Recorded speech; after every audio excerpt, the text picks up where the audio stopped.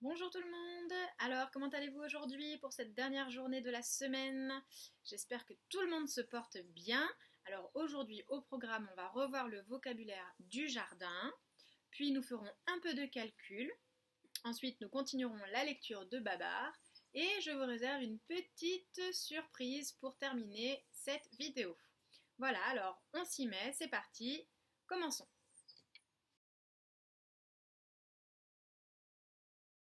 Alors, j'aimerais qu'on retravaille sur le vocabulaire du jardin. Donc, je vais vous remontrer des images que vous avez déjà vues lors du travail sur les fiches. Alors, est-ce que vous pourriez me donner le nom de cet objet? C'est un arrosoir. Il a 3 syllabes. Arrosoir. On répète ensemble encore? Arrosoir. Très bien. Ensuite, j'ai ici un... Alors, qu'est-ce que c'est ça? Un bac à compost. Vous vous rappelez, on a déjà travaillé avec le bac à compost où on met les épluchures. Voilà, quand on épluche les fruits, les légumes. Un bac à compost. On peut aussi mettre les coquilles d'œufs. Très bien. Continuons avec cette image. Alors, à l'intérieur, on fait pousser les plantes. Il s'agit d'une serre. Une serre. Tu peux répéter encore? Une serre. Ah, ça c'est un cabanon pour ranger tous les outils du jardin. Alors, on appelle cette petite cabane un abri de jardin. Abri de jardin. Abri. Voilà, un abri de jardin. Alors, qu'est-ce que j'ai encore là? Ça, tu connais aussi. Un tuyau d'arrosage. Un tuyau d'arrosage. Pour arroser le jardin, bien sûr. Une brouette. Brouette. Bien, une brouette. Et pour ne pas se salir, le jardinier, qu'est-ce qu'il met? Il met son tablier. Voilà, comme le cuisinier, il a un tablier, le cuisinier, et le jardinier aussi. Pour ne pas se salir, il porte son tablier. Alors ensuite, pour couper les branches, vous avez peut-être cet objet à la maison. C'est un sécateur. Sécateur. Alors ici, j'ai des petites plantes qui poussent dans une petite jardinière. Alors quand on vient de planter les graines quelques jours avant et qu'elles commencent tout juste à sortir, on appelle cela des semis. Des semis. Et ensuite, quand elles grandissent, on peut les mettre dans le jardin. Mais au tout début, quand elles sont bébés, on appelle cela des semis. Voilà. Et puis, alors, pour ratisser un petit peu les feuilles, on a besoin d'une griffe. Une griffe. On la tient ici par le manche et on racle sur la terre pour enlever les petites feuilles, les petits copeaux de bois et pour un petit peu remuer la terre. Une griffe, la griffe du jardinier. Et alors quand on a beaucoup de choses à ramasser, beaucoup de feuilles au sol, on utilise un râteau. Un râteau. Bien, celui-là, je suis sûre que vous le connaissez tous. Un râteau. Alors, on revoit tous ensemble. Alors, j'ai pris toutes mes étiquettes. Un arrosoir. Arrosoir. Un bac à compost. Un tuyau d'arrosage. Un tablier. Une serre. À quoi ça sert la serre?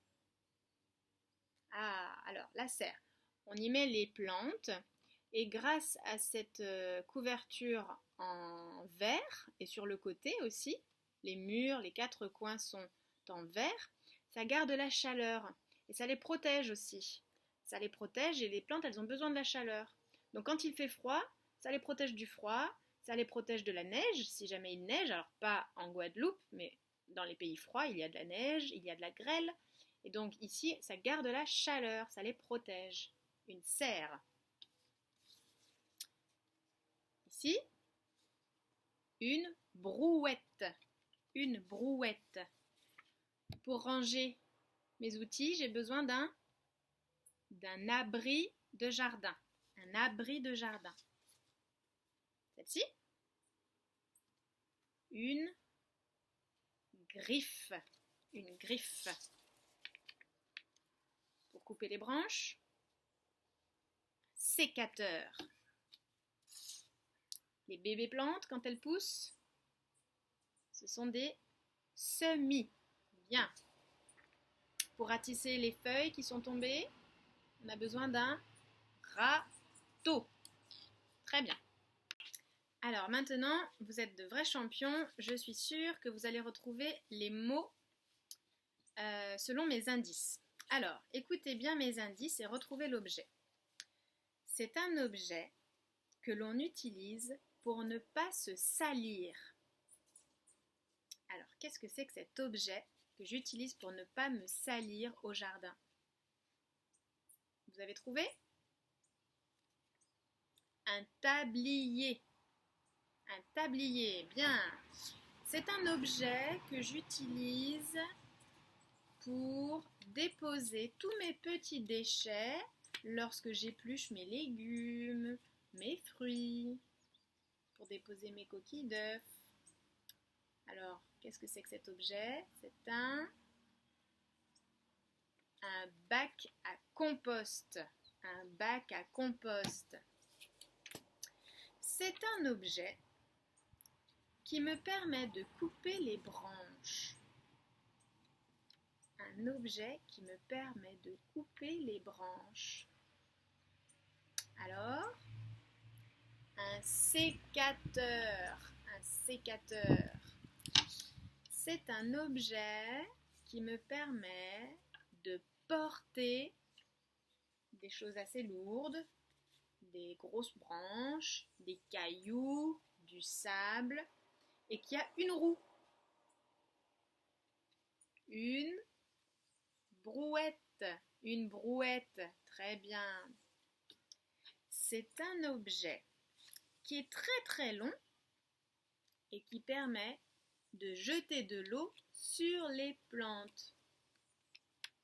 Un objet très très long qui permet d'éclabousser les plantes pour leur donner à boire.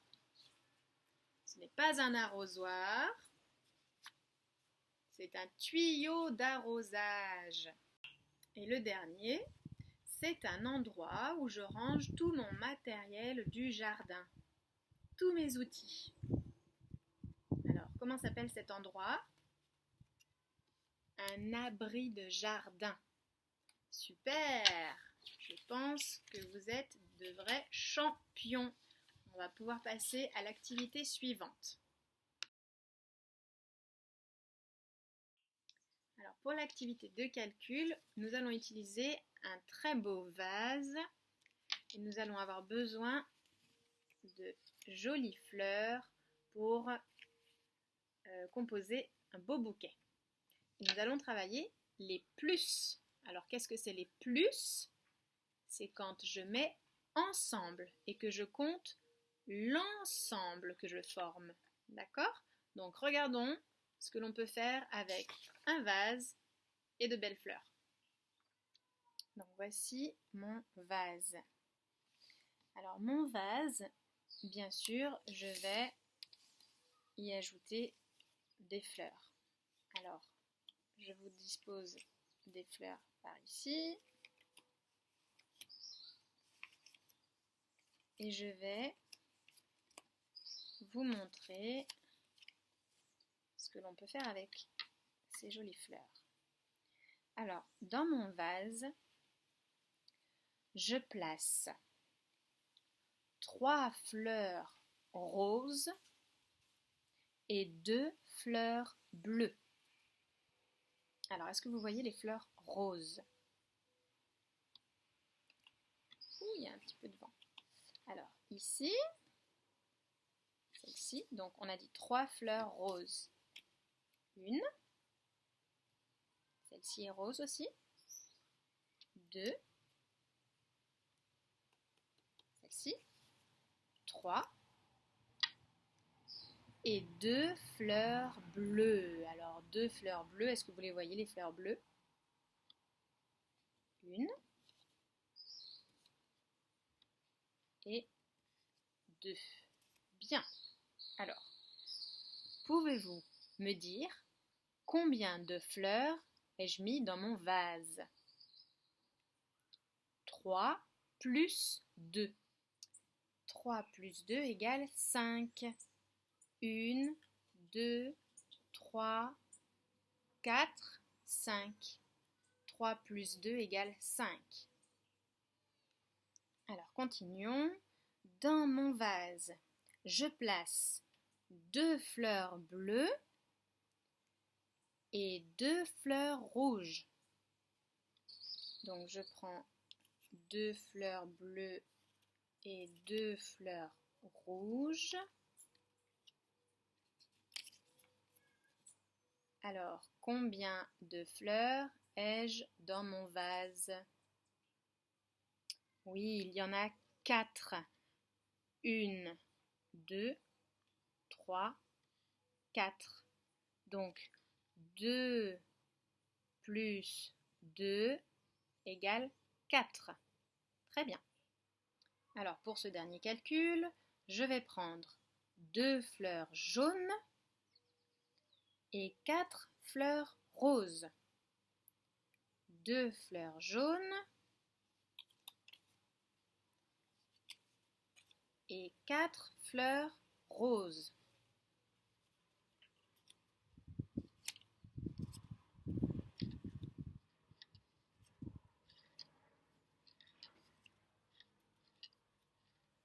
Vous les voyez? Alors, combien ai-je de fleurs dans mon vase? Alors, j'ai bien 4 fleurs roses et 2 fleurs jaunes. Donc, 4 plus 2. On peut dire aussi 2 plus 4. C'est la même chose puisqu'elles sont toutes ensemble dans le vase. Alors, 4 plus 2 égale 6. Très bien. Bravo.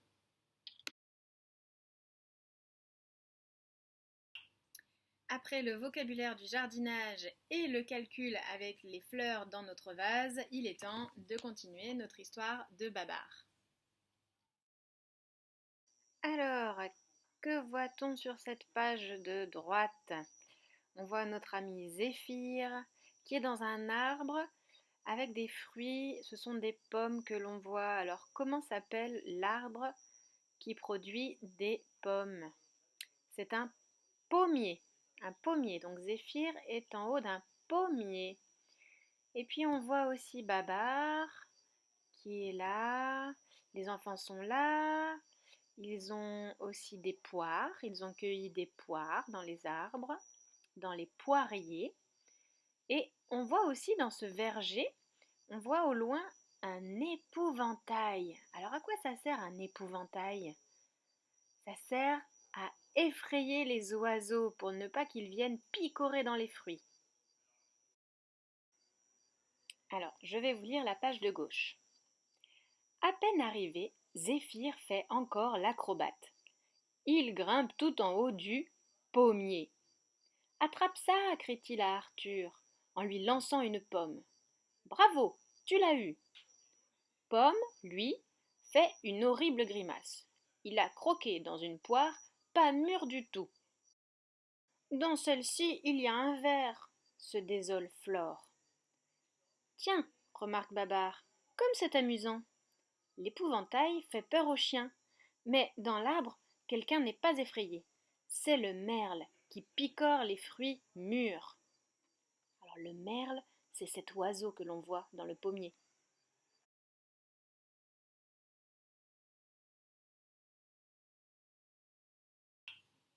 Il est temps de passer à notre activité culinaire. Nous allons aujourd'hui cuisiner des flour cookies. Alors écoute bien la recette, il faudra que papa et maman t'aident parce que nous allons devoir peser un petit peu. Alors pour cette recette, vous aurez besoin d'un œuf, de 100 g de beurre, 100 g de sucre de canne, 180 g de farine, une cuillère à café de vanille, une pincée de sel, 100 g de pépites de chocolat, 100 g de muesli ou de noix ou d'amandes. Et quand on aura tout mélangé, il faudra placer les cookies sur une plaque de cuisson. Et le temps de cuisson est de 15 à 20 minutes à 180 degrés. Allez, c'est parti, faisons nos cookies ensemble. Donc je commence ma recette avec 100 g de beurre ramolli. Alors ramolli, ça veut dire que le beurre doit être mou. On peut l'écraser avec les doigts. Ensuite, je vais passer au sucre. Donc pour le sucre, il me faut la même quantité, donc 100 g de sucre de canne. Alors 100 g, c'est environ 8 cuillères à soupe. On utilise la cuillère et on peut la remplir 8 fois. Et ensuite, je vais incorporer mon sucre avec mon beurre ramolli. Ensuite, je passe à la farine. Alors la farine, il nous en faut 180 g. Alors 180 g, moi j'ai utilisé 12 cuillères à soupe. Donc ça dépend aussi de la taille de votre cuillère. Mais moi j'ai mis 12 cuillères à soupe, ça m'a fait 180 g, 182 même. Ensuite, je rajoute mes pépites de chocolat. Alors voici un paquet de pépites de chocolat noir. Donc il nous en faut 100 g. Donc je les rajoute dans mon mélange. À tout cela, je rajoute également une pincée de sel, une cuillère à café de vanille si on en a, c'est bien. Ensuite, on cassera notre œuf et on rajoutera notre muesli ou nos noix ou amandes. Voilà, alors moi comme je suis très gourmande, j'ai rajouté, j'ai mélangé des noix, des amandes, du muesli avec quelques raisins secs à l'intérieur également. C'était un mélange du muesli. Donc j'ai bien 100 g. Je rajoute également tout ça à ma préparation. Voilà, c'est un beau saladier. On a tous nos ingrédients. On va pouvoir utiliser nos petites mains pour faire notre mélange. Alors, je rappelle quand même que lorsque l'on cuisine, on doit avoir les mains très propres. On les a bien lavées avec du savon. Et là, on peut s'amuser, c'est rigolo. On écrase, on sent le beurre, on sent la farine, on sent le sucre. On sent également les pépites de chocolat.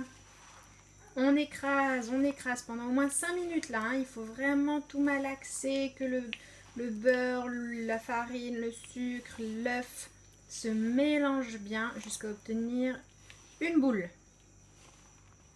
Voilà, alors j'ai ma boule finale. J'ai bien mélangé, hein. Ça fait travailler les muscles, vous verrez. Hein. Je pense que ça va vous faire mal à vos petites mains. Donc j'ai ma boule, maintenant je vais pouvoir faire des mini boules et les assembler en forme de fleurs, puisque je vous rappelle que nous allons faire des flowers cookies. Alors c'est parti pour la fleur. Donc je prends un peu de pâte à cookies et je fais des boules. Alors c'est plus pratique d'utiliser les deux mains. Avec ma boule, je l'aplatis un petit peu et ça va me faire un pétale de fleur. D'accord? Donc voici un pétale que je vais poser sur ma plaque de cuisson. J'en fais comme ça 4 ou 5 et j'arriverai ensuite à ma fleur. Donc 1, 2, 3, 4 pétales. J'ai rajouté ici une petite boule de cookies et la tige de ma fleur. Voilà, j'ai terminé ma fleur, donc je lui ai rajouté 2 feuilles. Et il va être temps donc de placer ma flower cookies dans le four pendant 15 à 20 minutes à 180 degrés. Donc on surveille le four. Et voici le résultat après 25 minutes de cuisson finalement. J'ai dépassé un peu parce qu'il n'était pas assez cuit, donc j'ai rajouté 5 minutes de cuisson environ. Et voilà le résultat, ils sont superbes et j'en ai goûté un et il était super bon. Alors j'espère que votre flower cookies est aussi réussi que la mienne. Je vous souhaite un bon appétit. On a bien travaillé aujourd'hui, j'espère vraiment que tes cookies seront réussis. Dommage, je ne pourrai pas goûter, mais j'espère que tu vas te régaler. Je te souhaite un bon week-end et je te dis à lundi si on se voit à l'école. De toute façon, ne t'inquiète pas, si on ne se voit pas à l'école, on se verra en vidéo. Allez, à bientôt!